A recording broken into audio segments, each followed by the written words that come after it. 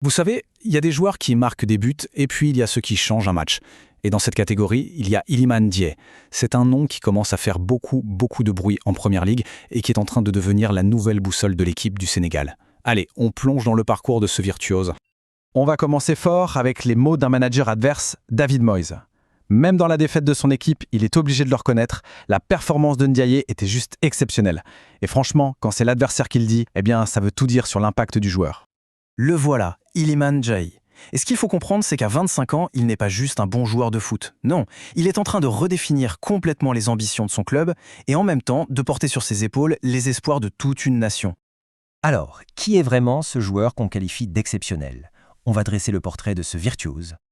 Ok, petit résumé rapide. 25 ans, il joue à Everton en Angleterre, attaquant ou ailier, et il est déjà bien installé en équipe du Sénégal.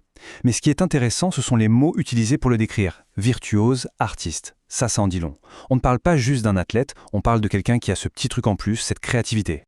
Pourtant, derrière cette ascension, il y a une cicatrice, une blessure assez récente.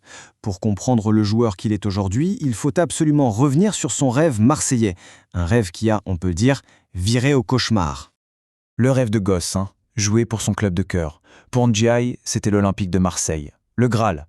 Sauf que, parfois les plus beaux rêves se fracassent contre le mur de la réalité.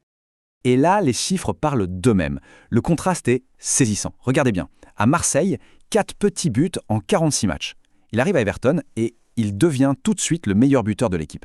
Alors la question c'est comment on peut expliquer une telle métamorphose? Eh bien, la réponse la plus honnête, elle vient de lui. Il le dit lui-même, ce n'était pas le vrai Iliman. Il parle d'un contexte difficile, d'une instabilité permanente, les coachs qui changent tout le temps. En gros, l'artiste n'avait tout simplement plus de toile pour pouvoir s'exprimer. Et cette force de caractère, cette capacité à rebondir, en fait, elle ne sort pas nulle part. Son parcours, c'est un vrai périple.